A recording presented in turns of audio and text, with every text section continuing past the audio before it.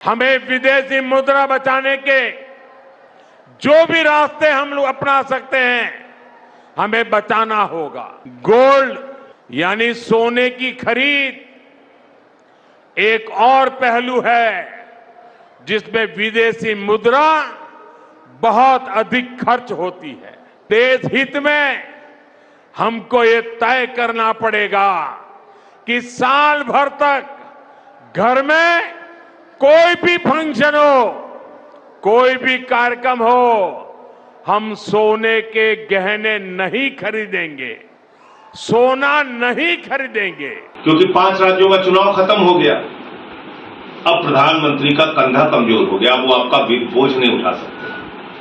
अब आप जानिए, आपका भाग्य जाने। अगर आपने इतने कठोर कदम उठाने के लिए कहा है तो इसका मतलब अर्थव्यवस्था का काफी ज्यादा बुरा हाल है।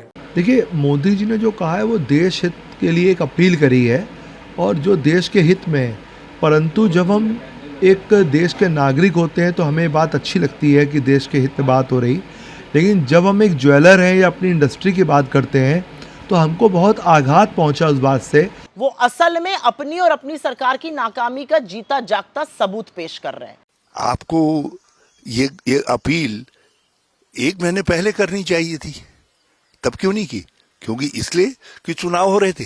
तो मैं तो बस ये पूछना चाहती हूँ, अगर सब देश की जनता करेगी तो सरकार की क्या जिम्मेदारी है? सरकार क्या करेगी? शाम के 6 बजे कह रहे थे आपको तेल, पेट्रोल, डीजल बचाना चाहिए, और फिर रात के 9 बजे उनका खुद का रोड शो होता है और कई लंबी काफिले होती हैं उनकी गाड़ियों की। अच्छा हुआ मोदी जी ने देशवासियों को सोना और विदेशी वस्तुएं खरीदने के साथ साथ गैर जरूरी विदेश यात्राओं से रोक दिया, वरना देशवासी 5 किलो मुफ्त राशन वाला झोला लेकर सोना खरीदने निकल पड़ते। तो अगर प्रधानमंत्री बोल रहे हैं कि सोना मत खरीदो, पहली गल तो आम लोगों को सोना, आम लोग तो खरीद ही नहीं पा रहे। आम लोगों की पहुंच से सोना बहुत दूर जा चुका है। आज की रिपोर्ट की शुरुआत करते हैं वरिष्ठ पत्रकार मुकेश कुमार की एक तीखी और बेहद चर्चित पोस्ट से। प्रधानमंत्री ने खतरे की घंटी बजा दी है, सावधान हो जाइए, अब पेट्रोल डीजल के दाम बढ़ाए जाएंगे। ये सिर्फ एक सोशल मीडिया पोस्ट नहीं बल्कि उस डर और आशंका की आवाज़ है जो आज देश के लाखों लोगों के मन में उठ रही है, क्योंकि प्रधानमंत्री नरेंद्र मोदी की हालिया अपील पेट्रोल डीजल बचाएं, सोना मत खरीदें, विदेश यात्रा कम करिए, विदेशी सामान कम खरीदिए, सिर्फ एक भावुक राष्ट्रवादी संदेश नहीं लग रहा, बल्कि कई लोगों को ये आने वाले आर्थिक बोझ का संकेत दिखाई दे रहा है। साथियों, हमें विदेशी मुद्रा बचाने के जो भी रास्ते हम लोग अपना सकते हैं, हमें बचाना होगा। साथियों, गोल्ड यानी सोने की खरीद एक और पहलू है जिसमें विदेशी मुद्रा बहुत अधिक खर्च होती है। एक जमाना था जब संकट आता था, कोई युद्ध होता था, तो लोग देश हित में सोना दान दे देते थे। आज दान की जरूरत नहीं है, लेकिन देश हित में हमको ये तय करना पड़ेगा कि साल भर तक घर में कोई भी फंक्शन हो, कोई भी कार्यक्रम हो, हम सोने के गहने नहीं खरीदेंगे, सोना नहीं खरीदेंगे। विदेशी मुद्रा बचाने के लिए हमारी देशभक्ति हमें चुनौती दे रही है और हमें इस चुनौती को स्वीकार करते हुए विदेशी मुद्रा को बचाना होगा। मुकेश कुमार लिखते हैं, प्रधानमंत्री ने चुनाव खत्म होने का इंतजार किया ताकि मतदाता भड़क न जाए। अब जनता पर बोझ डालने की तैयारी हो रही है और यही सवाल अब देश में गूंज रहा है। अगर हालात इतने गंभीर थे तो चुनाव से पहले देश को सच क्यों नहीं बताया गया? क्या ये अपील आर्थिक संकट की भूमिका है? क्या पेट्रोल डीजल के दाम बढ़ने वाले हैं? क्या सरकार जनता को धीरे धीरे कम खर्च करो वाली मानसिकता के लिए तैयार कर रही है? कल प्रधानमंत्री ने ये कहा कि 2 महीने से वो देश की जनता का बोझ उठा रहे हैं। क्योंकि 5 राज्यों का चुनाव खत्म हो गया। अब प्रधानमंत्री का कंधा कमजोर हो गया, वो आपका बोझ नहीं उठा सकते। अब आप जानिए, आपका भाग्य जाने। आप महंगाई झेलने के लिए, बर्दाश्त करने के लिए तैयार रहिए। प्रधानमंत्री ने साफ तौर पे कह दिया कि आपको पेट्रोल की, डीजल की, गैस की अब बहुत कम जरूरत अपनी करनी पड़ेगी। आपको डीजल, पेट्रोल, गैस का इस्तेमाल कम से कम करना पड़ेगा। लेकिन प्रधानमंत्री करेंगे। उनकी रैलियों में लाखों की भीड़ इकट्ठा करने के लिए खूब डीजल, पेट्रोल बहाया जाएगा। रोड शो करेंगे, उस पर प्रतिबंध नहीं लगेगा, उस पर रोक नहीं लगेगा। प्रधानमंत्री जी, आपसे शुरुआत कीजिए ना। आप कह रहे हैं विदेशों की यात्रा न करें, सोना न खरीदें, तेल कम खाएं, तेल कम इस्तेमाल करें, गैस कम इस्तेमाल करें, पेट्रोल डीजल कम इस्तेमाल करें। अपने से शुरुआत कीजिए।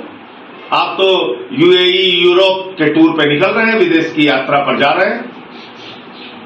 आप बड़े बड़े रोड शो आपने करना शुरू कर दिया है, उसमें लाखों लोग लाए जाते हैं, उसमें खूब तेल बहाया जाता है, फूका जाता है तेल। और सोना की बात आप कह रहे हैं। अरे सोना खरीदना देश के लोगों के लिए तो असंभव सा हो गया है। 1.5 लाख रुपए तोला सोना मिलता है, कहां से वो खरीदेंगे?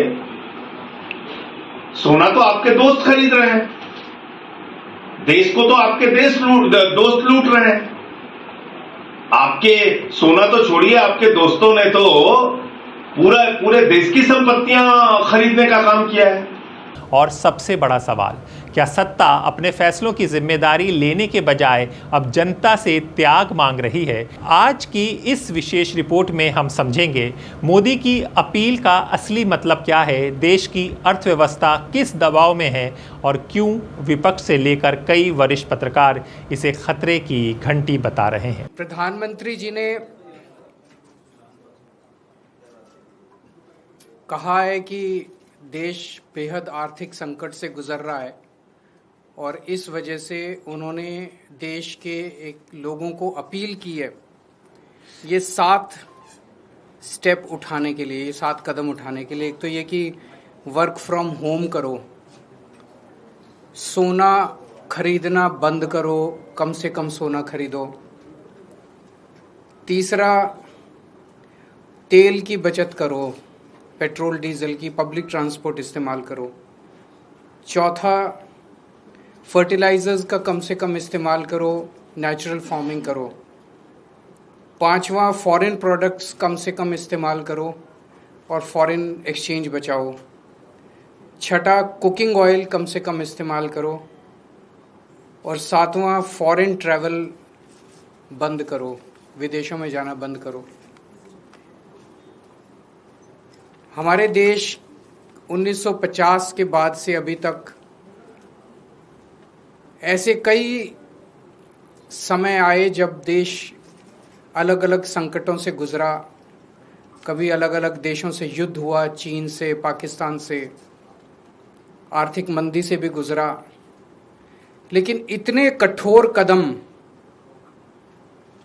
आज तक कभी किसी प्रधानमंत्री ने देशवासियों को लेने के लिए नहीं कहे। मुझे याद है लाल बहादुर शास्त्री जी ने भी देश के लोगों से अपील की थी, इंदिरा गांधी जी ने भी एक समय सोना ना खरीदने की अपील की थी, अलग अलग अपीलें की थी अलग अलग प्रधान। इतनी कठोर अपील, इतनी सारी 7 इतने बड़े कदम आज तक कभी किसी ने नहीं लिया। पूरा देश इस वक्त सदमे में है। तो मेरी 3 गुजारिश है प्रधानमंत्री जी से। एक तो ये कि अगर आपने इतने कठोर कदम उठाने के लिए कहा है तो इसका मतलब अर्थव्यवस्था का काफी ज्यादा बुरा हाल है और या आने वाले समय में और भी ज्यादा बुरा हाल होने का अंदेशा है। देश ये जानना चाहता है कि हम कहां खड़े हैं। आपने हमें कहा हम सब देशवासी देशभक्त हैं, कठोर से कठोर कदम भी उठाएंगे, कठोर से कठोर अपने को अगर हमें कठिनाइयां बर्दाश्त करनी पड़ी, कुर्बानियां देनी पड़ी देश के लिए, वो भी करेंगे, लेकिन पता तो चले कि ये कदम क्यों उठाए जा रहे हैं। नमस्कार दोस्तों, मेरा नाम हैदर अब्बास नकवी है और आप लोग मुझको इस वक्त द स्वतंत्र पर देख रहे हैं। प्रधानमंत्री नरेंद्र मोदी ने देशवासियों से एक अपील की, 1 साल तक सोना मत खरीदिए, पेट्रोल डीजल बचाइए, विदेश यात्रा कम करिए, विदेशी सामान कम खरीदिए। और बस फिर क्या था, गोदी मीडिया ने इसे मास्टर स्ट्रोक, राष्ट्रभक्ति, त्याग की भावना और आर्थिक तपस्या बताना शुरू कर दिया। कुछ चैनल ने तो ऐसे ज्वेलर्स ढूंढ लिए जो कैमरे पर भावुक होकर रोने लगे, मानो देश बचाने का आखिरी रास्ता अब जनता के गहनों से लेकर गुजरता हो। देखिए, मोदी जी ने जो कहा है वो देश हित के लिए एक अपील करी है और जो देश के हित में है। परंतु जब हम एक देश के नागरिक होते हैं तो हमें बात अच्छी लगती है कि देश के हित में बात हो रही, लेकिन जब हम एक ज्वेलर हैं या अपनी इंडस्ट्री की बात करते हैं तो हमको बहुत आघात पहुंचा उस बात से, जिसमें हमारी इंडस्ट्री के एक खिलाफ बयान जैसे हमें लगता है, जबकि वो देश हित में दे रहे हैं। बट हमारे देश में लगभग 6 लाख ज्वेलर हैं, उनसे जुड़े हुए कम से कम 15, 20, 25 लाख कर्मचारी स्टाफ होता है दुकानों पे, लाखों की तादाद में कारीगर होते हैं। और जो एंसिलरी इंडस्ट्री है, जो हमारी ज्वेलरी में सोना चांदी जब बेचने के बाद डिब्बी, पर्स, पैकेट जो पैक किया जाता है, तो वो सब चीज़ों की जो फैक्ट्रियाँ हैं जो हम लोग को सप्लाई करते हैं, अगर सभी चीज़ें ठप हो जाएंगी तो क्या होगा? लाखों कारीगर बेरोजगार हो जाएंगे, इंडस्ट्रियाँ ख़राब हो जाएंगी। बैंकों में जो ज्वेलर ने लिमिट ले रखी है उनके खाते एनपी हो जाएंगे। जिनके यहाँ 100 का स्टाफ है, किसी का 10 का है, किसी का, सबको आधे करने पड़ेंगे, 100 वाले 10 पे आ जाएंगे, तो 90 लोगों का रोजगार अगर चला जाएगा तो आप समझ सकते हैं। और अगर देश की अर्थव्यवस्था में बहुत बड़ा योगदान हमारी जेम एंड ज्वेलरी सेक्टर का होता है, अगर ये प्रभावित होगा तो अगर हमसे मिलकर जो लोग कमाते हैं हमारे से, वो आगे जाके दूसरी इंडस्ट्री में खर्च करते हैं, तो अगर एक चौपट होने जैसी बात हो गई, ये कुछ एक अच्छा फील नहीं है। पूरी इंडस्ट्री के, मतलब सबके मन में मोदी जी के प्रति एक गुस्सा प्रकट हो रहा है। लेकिन सवाल ये है, क्या सचमुच ये देश हित की अपील है या फिर ये उस आर्थिक संकट की घंटी जिसे सरकार अब तक छुपा नहीं पा रही थी? चुनाव खत्म होने के बाद प्रधानमंत्री नरेंद्र मोदी जी ने देश की जनता से अपील की है। उनका कहना है, घर से काम करो, मतलब वर्क फ्रॉम होम करो, मेट्रो से चलो, पेट्रोल डीजल बचाओ, सोना मत खरीदो, विदेशी यात्रा मत करो, विदेशी ब्रांड का सामान मत खरीदो। यही नहीं, जो खाने वाला तेल है उसका कम इस्तेमाल करो और खेतों में खाद कम डालो। ये सारी बातें कहकर नरेंद्र मोदी जी कोई नेक सलाह नहीं दे रहे हैं, वो असल में अपनी और अपनी सरकार की नाकामी का जीता जागता सबूत पेश कर रहे हैं। वो ना देश की एनर्जी सिक्योरिटी सुनिश्चित कर पाए, ना रुपया बचा पाए, ईंधन की किल्लत से लोग जूझ रहे हैं। चुनाव खत्म होने पर उनको वो सच स्वीकारना पड़ रहा है जिसके बारे में राहुल गांधी जी ने आगाह किया था। उन्होंने कहा था मार्च के महीने में कि बहुत तकलीफ आने वाली है, ईंधन की कमी होने वाली है, लेकिन मोदी जी ने किसी की नहीं सुनी। उन्होंने ये भी कहा था तैयारी करने का वक्त अब है, लेकिन मोदी जी ने सब कुछ अनसुना किया था। और यही नहीं, हिपोक्रेसी की सीमा तो यह है कि पेट्रोल डीजल जनता कम खर्च करे, लेकिन मोदी जी का लंबा काफिला पेट्रोल डीजल बर्बाद करता हुआ निकलेगा, रोड शो करेगा। आपसे कहते विदेशी यात्रा मत कीजिए, लेकिन वो यूरोप की यात्रा पर 5 दिन के लिए जा रहे हैं। बड़ी गर्मी है देश में। 12 साल बाद आज देश को इस मुहाने पर ले आए हैं कि ये नसीहत देनी पड़ रही कि क्या खाइए, क्या मत खाइए, क्या कीजिए, क्या मत कीजिए, कहां जाइए, क्या खरीदिए, क्या मत खरीदिए। मोदी जी, आप तो देखिए ऐसे अच्छे दिन ले आए हैं जिसने देश को बर्बाद कर दिया है, और आपका क्या, आप तो झोला उठाकर चल देंगे, लेकिन देश को बर्बाद करने में आपने कोई कसर नहीं छोड़ी है। और एक असलियत यह भी है कि आप सब ऐसा इसलिए कर रहे हैं क्योंकि आप एक कॉम्प्रोमाइज प्रधानमंत्री, आपको ब्लैकमेल किया जा रहा है। आप देश की एनर्जी सिक्योरिटी सुनिश्चित ही नहीं कर पाए और आज देश को इस मुहाने पर लेकर आ गए कि आपको बताना पड़ रहा है ये करो, ये ना करो, ऐसा करो, वैसा करो। असलियत यह है कि आप एक कॉम्प्रोमाइज प्रधानमंत्री हैं, आपके बस की बात नहीं है।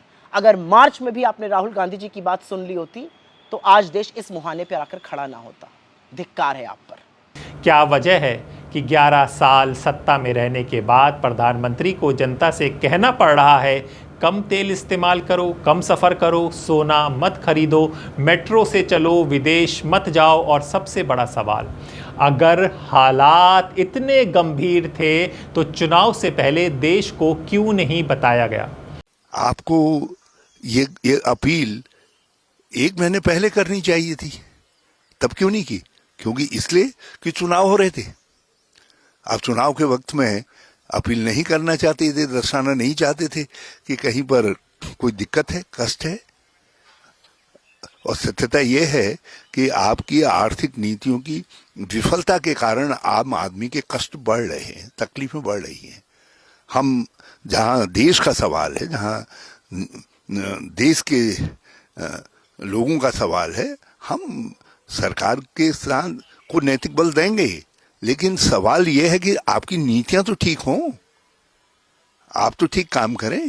जहां पर नैतिक बल की जरूरत है, जो एक बात प्रधानमंत्री जी ने जो अपील आम नागरिकों से की है, हाँ, हम ये जरूर कहते हैं जब ऐसा समय आता है तो उसमें जो है सबको कहीं न कहीं थोड़ा सहयोग देना चाहिए, मगर जो सहयोग ले रहा है वो लेने लायक पात्र तो हो।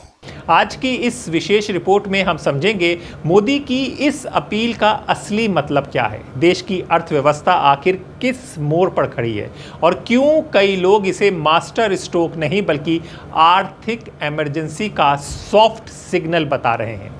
जी हाँ, प्रधानमंत्री नरेंद्र मोदी ने कहा देश हित में हमें विदेशी मुद्रा बचानी होगी। 1 साल तक सोना और सोने के गहने खरीदने से बचना चाहिए।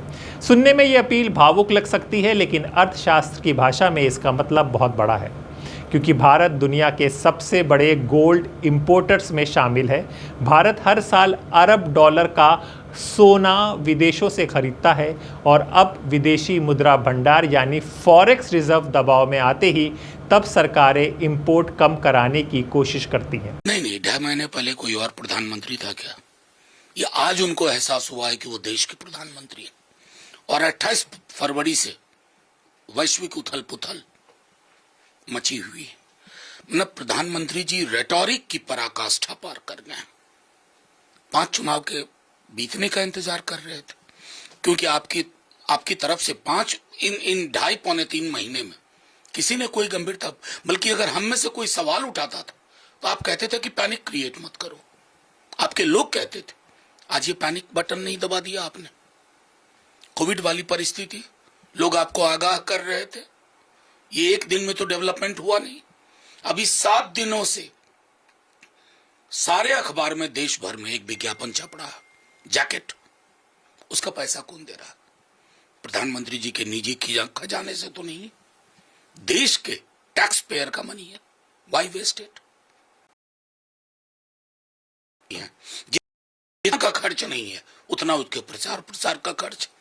आप रविवार को मन की बात करते हैं, बाद में फिर उसका बुकलेट छपवाते हैं करोड़ों। क्या आवश्यकता है? राज्यसभा में डायरी नहीं प्रिंट हो रही है कोविड से, कॉस्ट कटिंग हो रही है। सरकार पे लागू नहीं है कॉस्ट कटिंग, पर उपदेश कुशल बहुतेरे, दूसरों को उपदेश दीजिए। मैं समझता हूं इस तरह की विसंगतियों के साथ अगर कोई व्यक्ति या सत्ता कंफर्टेबल है तो ईश्वर मालिक।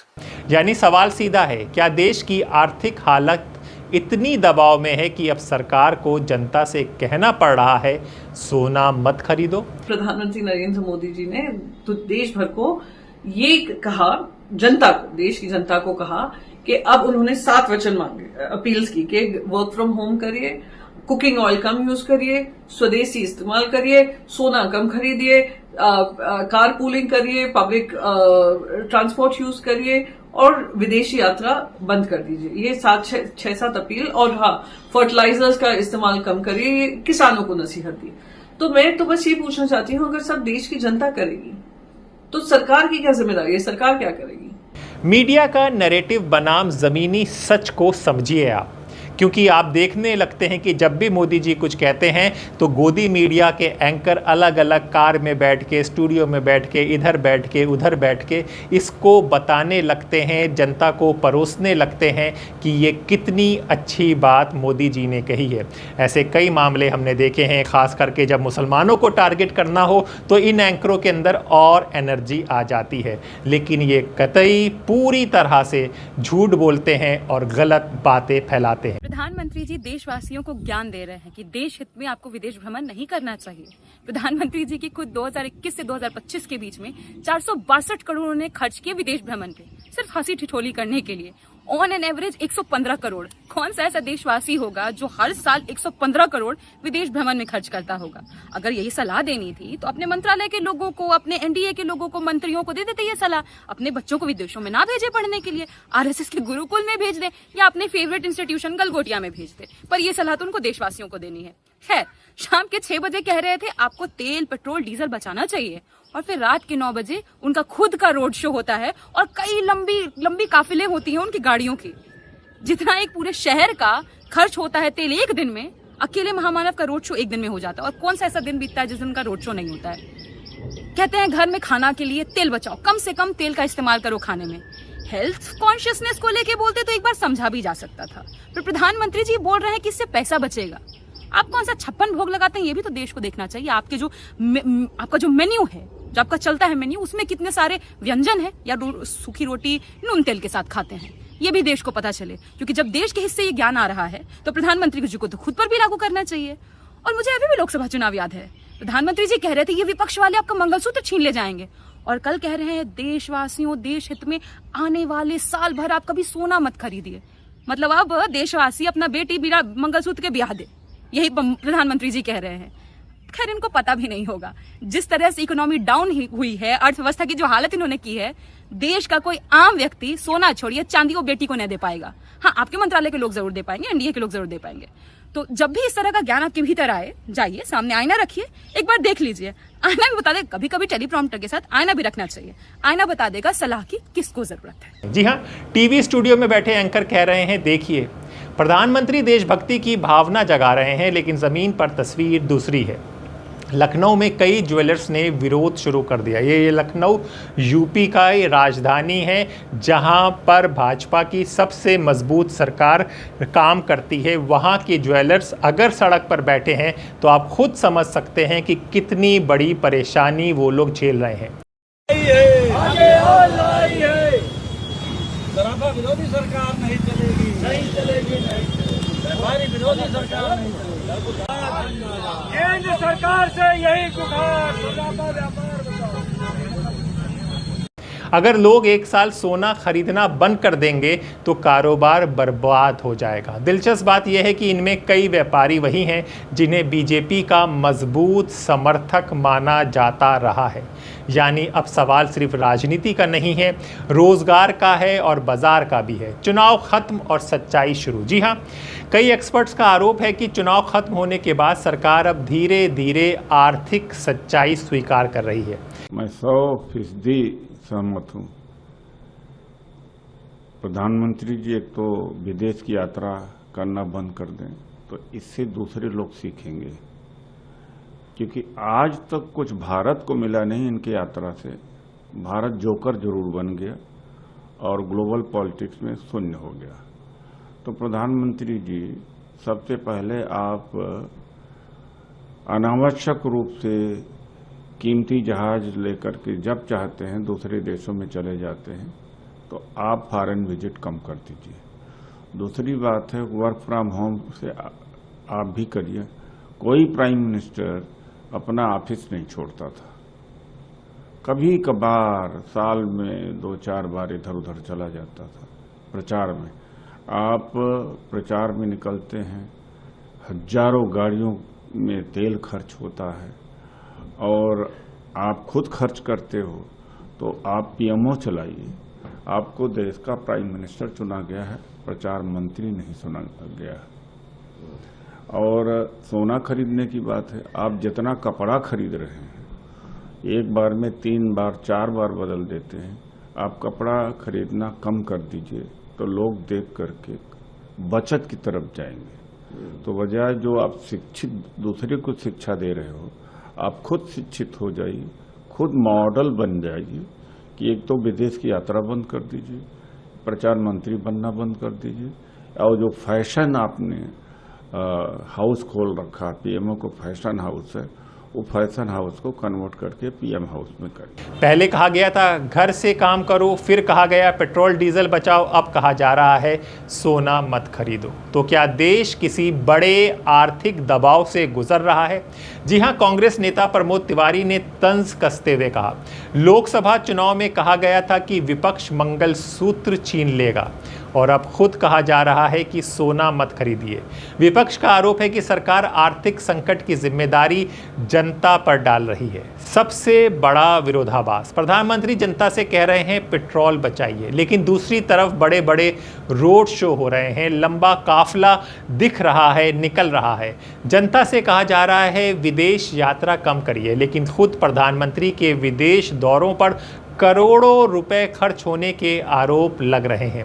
अच्छा हुआ मोदी जी ने देशवासियों को सोना और विदेशी वस्तुएं खरीदने के साथ साथ गैर जरूरी विदेश यात्राओं से रोक दिया, वरना देशवासी 5 किलो मुफ्त राशन वाला झोला लेकर सोना खरीदने निकल पड़ते, फिर विदेशी गाड़ियों, घड़ियों और चश्मों की दुकानों पर धावा बोलकर सब ऊंचे दामों पर खरीद लेते और उसके बाद गर्मी से बचने के लिए ये लोग सब परिवार स्विट्जरलैंड चले जाते और नवंबर में वापस आते।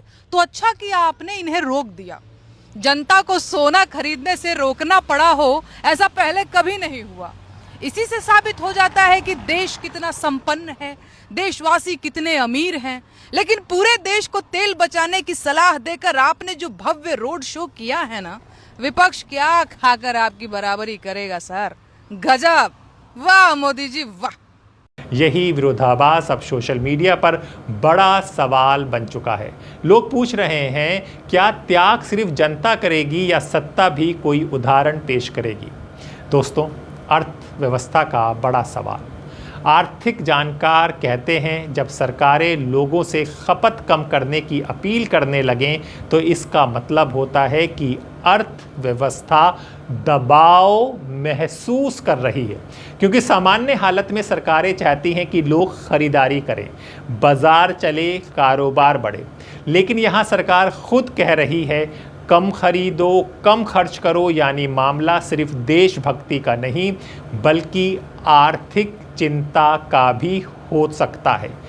3-4 बार पार्लियामेंट में, बाहर मैं लगातार कहता रहा कि मोदी जी आप देश की आर्थिक बर्बादी की ओर आपकी नीतियां ले जा रही हैं। जिस तरह आप बेचीकरण कर रहे हो, हर चीज बेच रहे हो, वो दिन आने वाला है। आखिर आपने स्वीकार कर लिया। मैं जानना चाहता हूं कि $140 पर बैरल पे मनमोहन सिंह ने खरीद कर कच्चा तेल कभी 60 रुपए के ऊपर पेट्रोल डीजल के दाम नहीं जाने दिए, और आप तो $49, $50 पर बैरल खरीद के एक तिहाई, उससे 3 गुना सस्ता होने के बाद भी 100 रुपए के आसपास बिकवा रहे हैं पर लीटर। फिर जब हम लोगों ने कहा था कि दाम बढ़े थे तो आपने बढ़ाए, अब कम हुआ है कम करिए, तो उस समय आपने ये कहा था कि अभी जो कंपनियों का घाटा है वो पूरा हो ले।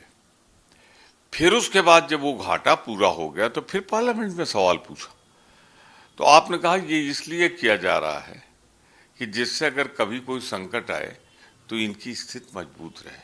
और इस तरह मेरी जानकारी के अनुसार 28 लाख करोड़, दोहरा दूं, 28 लाख करोड़, जो बहुत से देश का सालाना बजट नहीं होता, वो इन कंपनियों को आप आम आदमी की जेब से निकाल के इनकी तिजोरी तक पहुंचा चुके हैं।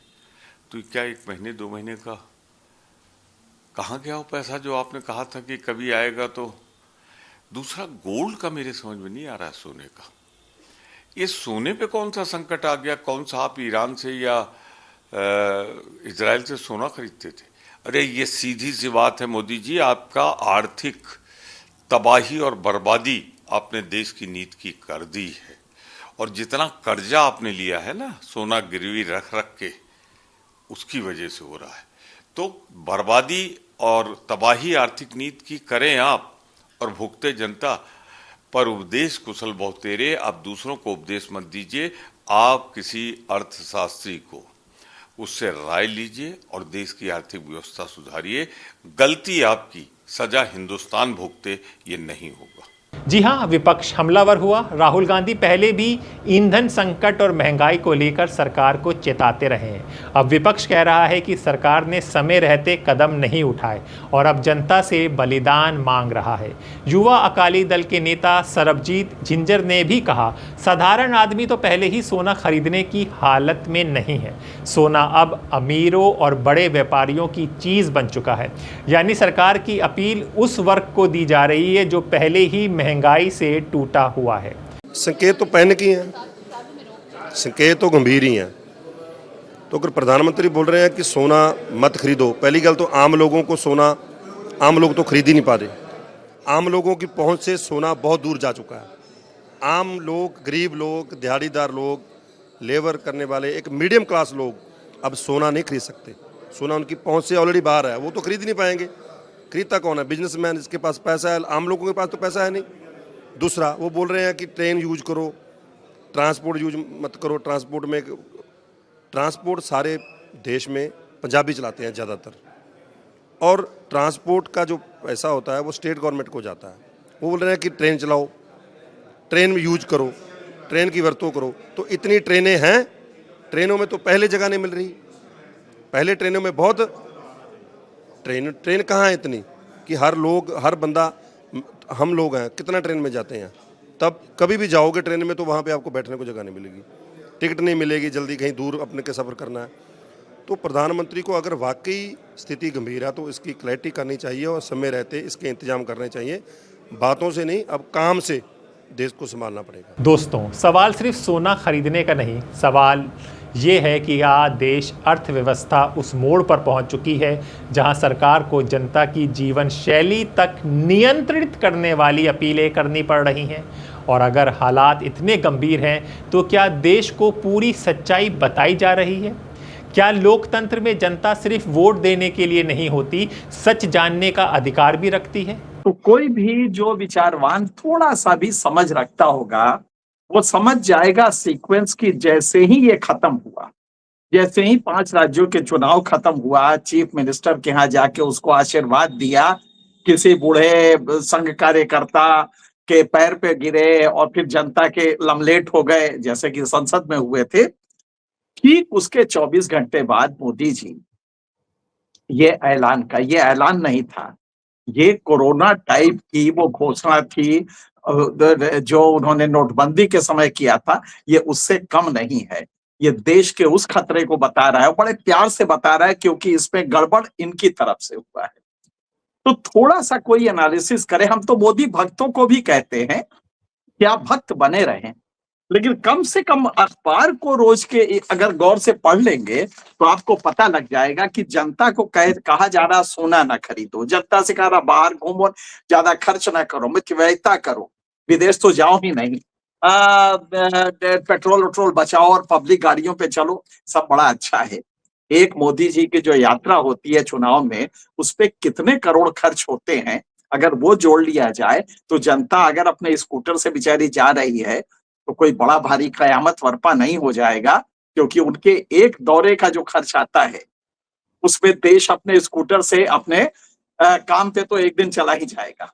और शायद यही वजह है अब ये बहस तेज हो रही है, क्या राजनीतिक शक्ति धीरे धीरे जनता की ताकत से बड़ी होती जा रही है? आप लोग क्या सोचते हैं, हमें कमेंट में बता सकते हैं।